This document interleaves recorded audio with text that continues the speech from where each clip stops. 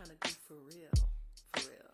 Cosmic, psychedelic funk is what I came to do. Yep. Hi. I'm sold by funky. Hey. Sold by funky. Hi. I'm sold by cosmic soul. Hey. What's going on, everybody? Yours truly, Dr. Takara Nicole, aka the Identity Architect, coming at you with my co-host, Alan Black. Whoop whoop. We in the building for another episode of Your Author's Authority. It's the official TV show for authors. But today, we have a special guest that works with authors in a special way. So take it away, Fearless. Welcome to the Your Author's Authority TV show. We're super excited to have you. Thank you. Who are you? I am one of two business owners. I own Two Dads in a Bookstore in Bellevue, Nebraska, and that's what I do. That's what he does. Yeah. Listen, we're excited to have you here. As authors, myself and also Alan, we know how important authorship is. So when you talk about a bookstore, especially an African-American owned bookstore, can you share with the viewers the vision of how this even came about? My business partner, Ndile, who couldn't be with us today, he's not dead. He just couldn't be with us. I had to clarify that. Thank you, Fearless. Thank you. He couldn't be here with us, but he called me up one day and asked me if I wanted to sell some books. During COVID, he had bought out a lady's whole entire bookstore because she was going out of business. So he and his brother took a U-Haul, went up, and bought her whole entire inventory out, and the books just sat in the storage unit for a couple years. Wow. And he had moved to Hawaii and all over the place and stuff. And then one day he came back home, asked me if I wanted to sell some books, and my answer was yes. So that was pretty simple, kind of boring. So Fearless, you said your answer was yes, but let's go a little bit deeper. Did you have like a desire to own a bookstore, be a co-owner of a bookstore, maybe in the past, or what was that like? Yeah, so that's a good question. Years ago, when a person would ask me what type of job I would want, I would always say either be a librarian or work at a bookstore, which is kind of funny that at that time. I was kind of joking about it, but I've always liked to read. So even in my house right now, I have over 2,000 books. Wow. Just in different, now you would think I was a hoarder. For books I am, but they're all neatly put in certain spots or whatever like that. So I'm a clean hoarder when it comes to books or whatever. But it was kind of just one of those kismet things, just kind of happened. And he hit me up and asked me, and it wasn't like I was doing much else. Matter of fact, I was reading when he called me and asked me. Wow. So, yeah. And so for years, I would read like a book a day or whatever since 22, 23, somewhere around there, for years. Just every day, sit down, read or whatever, because I had nothing to do. So, I would go to work, but my work didn't really take a lot of brain power. So I would sit and I would read. So, yeah. That's how it worked. That's impressive. When you think about how we all have full circle moments, it's definitely safe to say that you owning a bookstore today is a full circle moment. When you think about your passion, what you love to do, and then now you own a bookstore. So what's one of your greatest joys about owning a bookstore as an African-American male? So I think that's kind of like a 2 or 3 part question.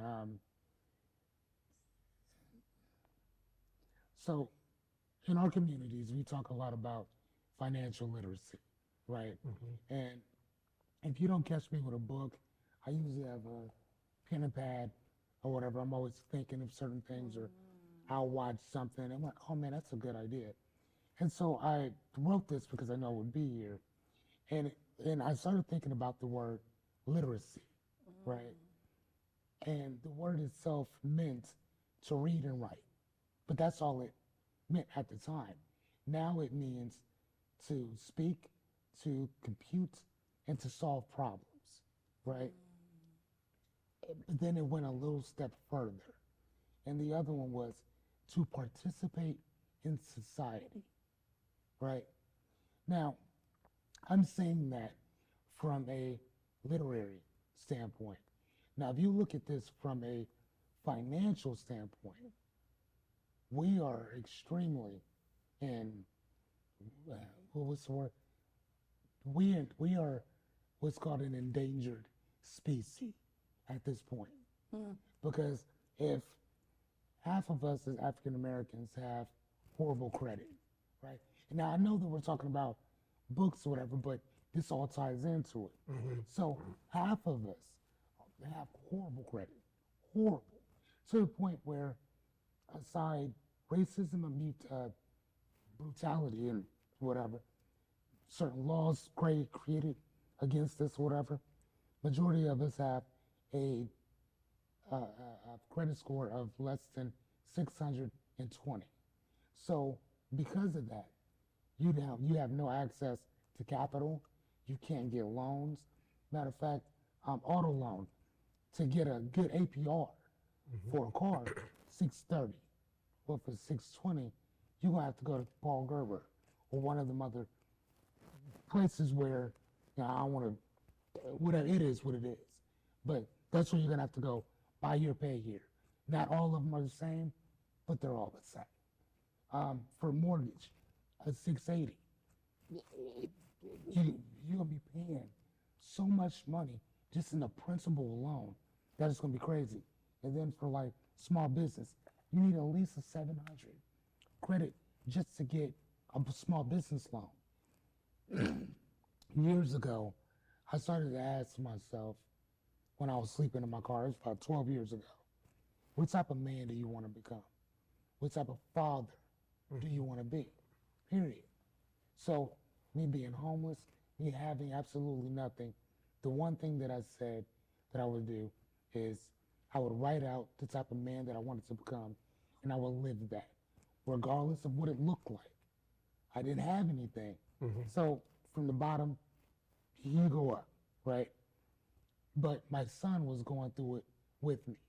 So I'm like, okay, what type of man needs to raise him? I wrote that man out and I became him. That was it. So when we talk about books, when we talk about literacy, when we talk about finances, all of that, it's all compounded within a man's character in general. So when we talk about bookstores and this and the other, especially being African American who does that, that's not something that's seen every day. So another question you have to ask yourself is, what type of sword I'm looking for? What type of statistic do you want to become? Right? Because they're already gonna judge me anyway. So I can either let them judge me based on something extremely positive that I've done, or they're gonna judge me for me being a POS father and produce nothing for society as a whole. So I want to do something that would inspire my community. So you've taken literacy from the basic concept, and through the process of extrapolation, you've now let it mushroom to where you want it to go. Now, where I'm going with this, Fearless, is this. That having been established as the foundation, does that in your mind now lead you to become a trailblazer as far as being a co-owner of a bookstore? How far do you go with that next phase of legacy? So here's the thing, I'll put it out there. Owning a bookstore in today's time doesn't make you any money. You're not gonna get rich by owning a bookstore, period. I mean, even Barnes and Nobles, they I live in Bellevue, so they're going to be building one in Shadow Lake. Everybody's asking me, are you nervous? Are you scared? First off, have you seen the prices? No, I'm not scared. No, I'm not nervous. It, to buy 3 books, you're going to be paying more than $100 at the store for 3 books. 3. You come to our store, you buy 10 and you'll probably pay 100 for 10. So I don't necessarily think about it. But to answer your question, it's the next step is to show our people in general, and people in general, not just us, but I love us, right? So, and I'm going to talk about us before everybody else, whatever. Makes So, sense. but my whole thing is this: doing what you love sometimes means that you might sacrifice over here, and we are one of those type of individuals that, or people that we don't like sacrificing at all. We see everybody else, and that's why I love. Like you said, I love being black, love it. But I also love other people's cultures as well, because you can see and learn from their cultures, right? And that's one of the things that I love about certain communities is that culture and how they kind of band together. Even though they may not like each other, they'll band together.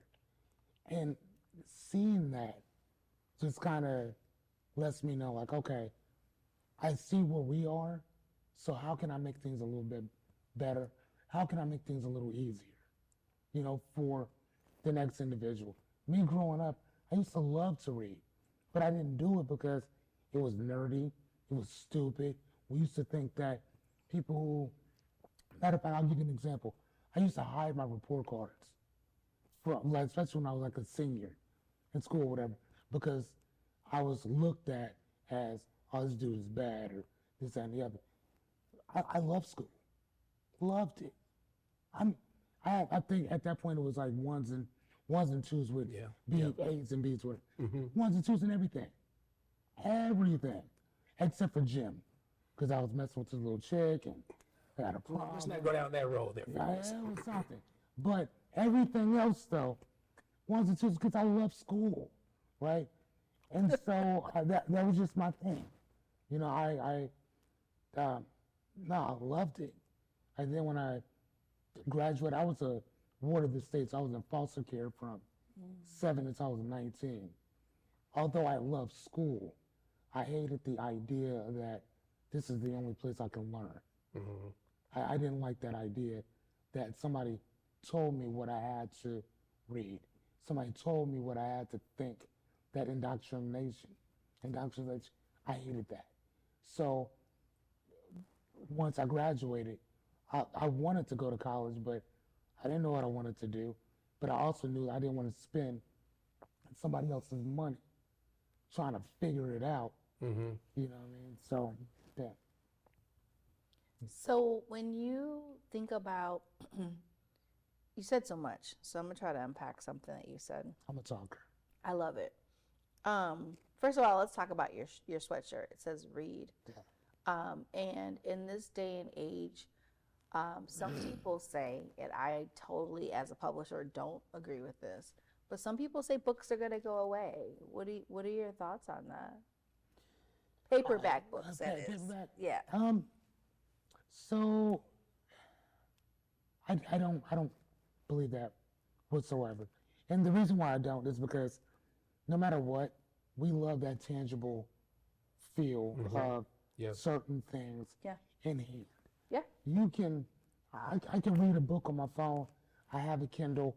I have all those things. It's not the same. But it's not the same. No. And I love to write my books. Yes. I mean, if I have a good note, if I have a highlighter, I'll highlight, and I just, whenever I want to go back to that book again because it touched me in some way, I can go back, flip through the pages, reread what I read, or whatever. And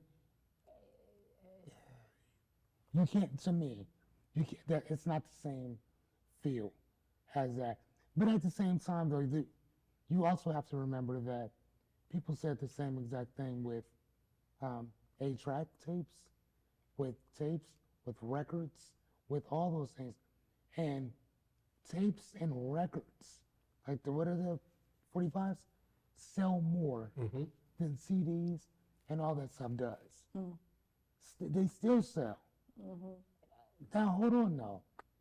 You can actually have whatever song you want within 30 seconds.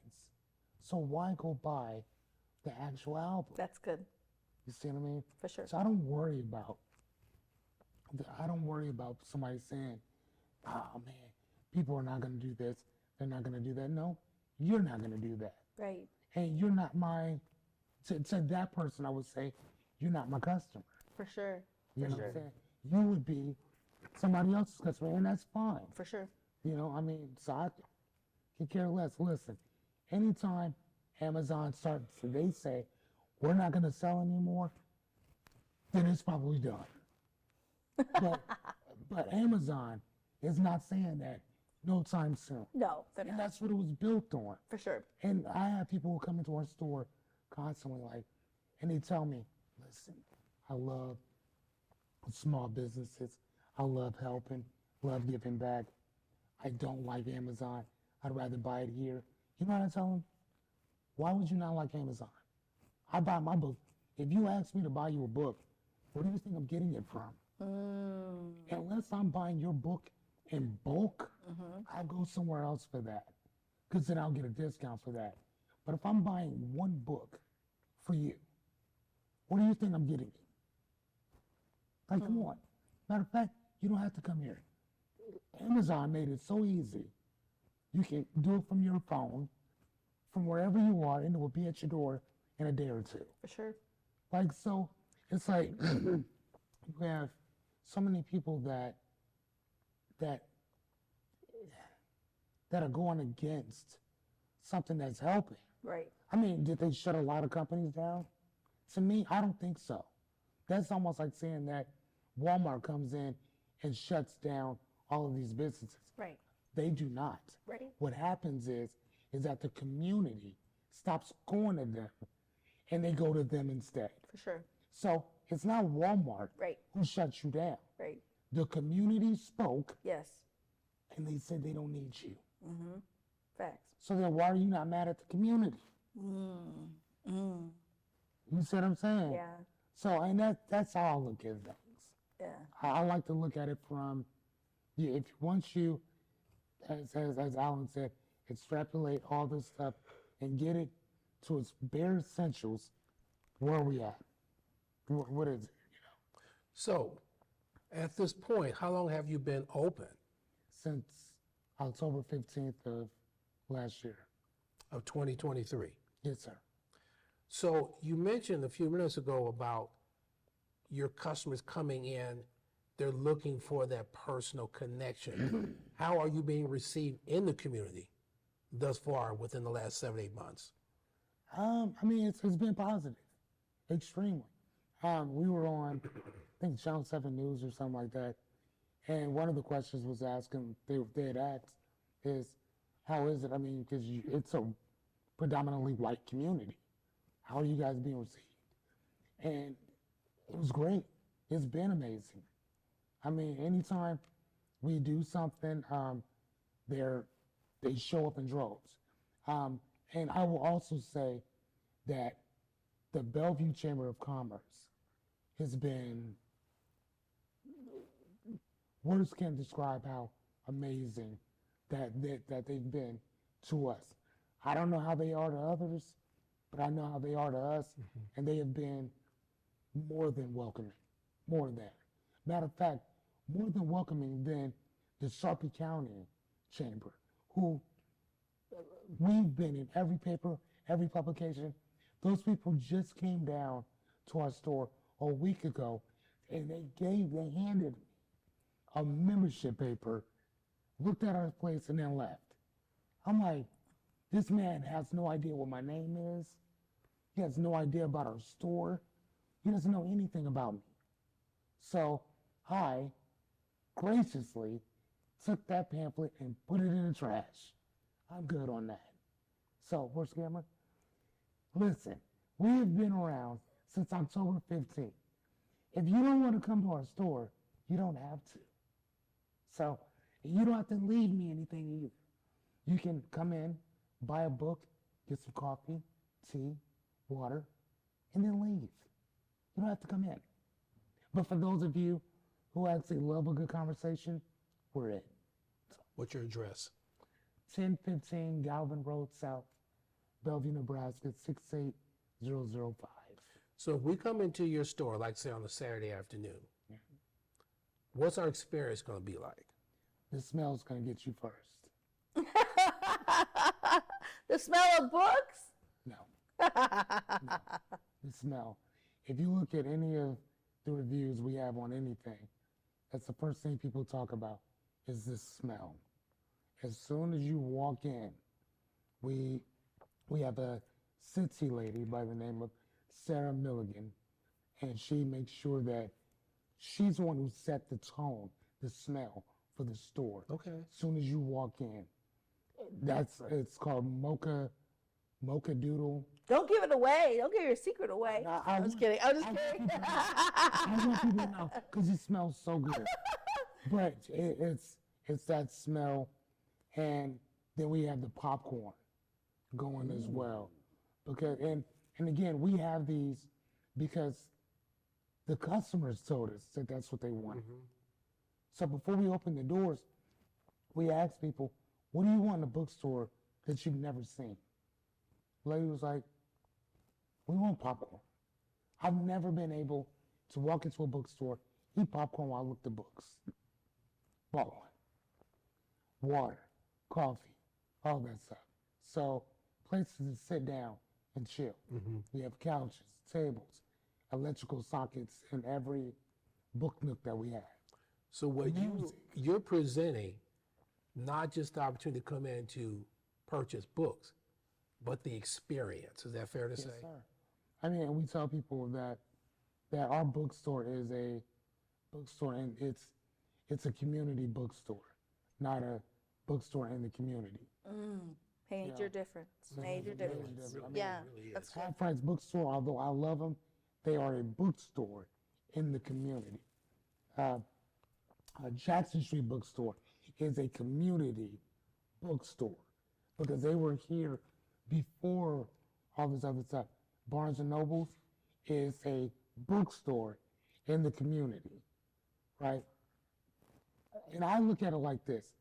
If these people don't remember your name, kind of like Cheers, dude, no. That's good. I'll read a book and I'll call some of my customers because I have their numbers. I will call them like, "Hey, I just read this. I bought it for you. I'll call you back when it comes in so you can come get it." I have a bunch of people that I will just do that for or whatever. Name a bookstore where the owner will call you directly and tell you, "Hey, I ordered you a book because I loved it so much. I figured you would like it too.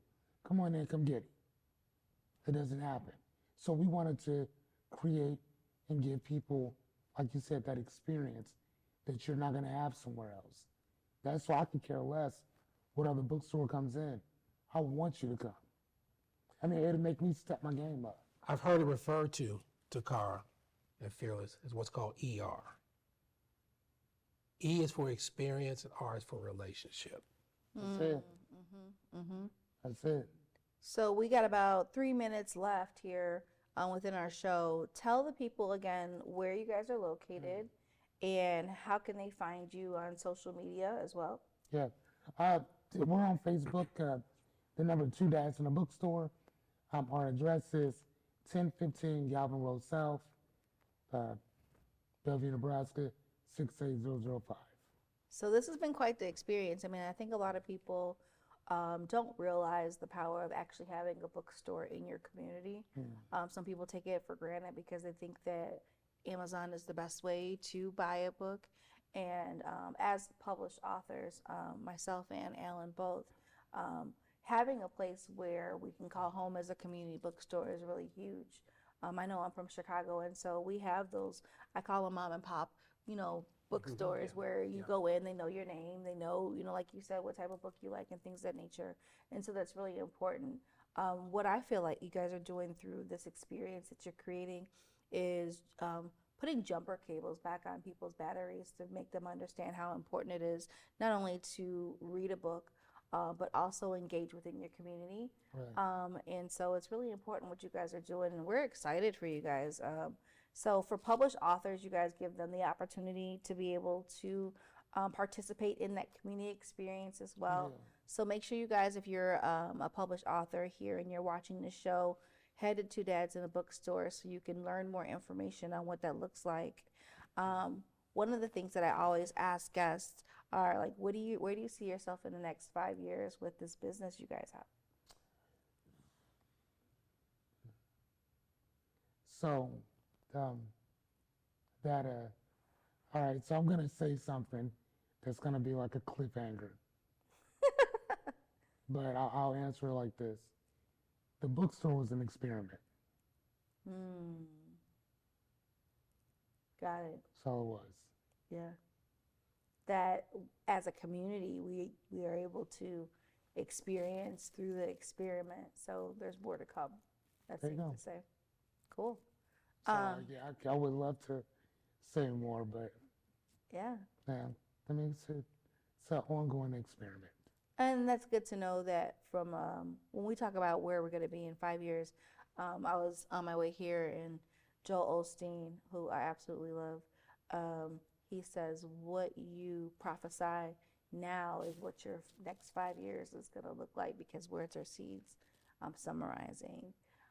So it's really important that you understand the vision of where you guys are taking the bookstore, because as published authors, it's really important for especially self-published authors. Let's make that clear. That's such a connection for us, because a lot of times it's hard to embrace the fact that we are authors sometimes. So when we walk into a bookstore and see our book, or a library, it's like, ooh, this is real. Or, going to Amazon, which is great, but just to see how the community embraces the work and effort that goes into being an author. So it's pretty dope. So this has been an epic show. Make sure you guys head to Two Dads in a Bookstore in Bellevue. And Fearless, thank you so much for being on today's show. And it's a wrap. See you guys next time. What you trying to do for real? For real. Cosmic psychedelic funk is what I came to do.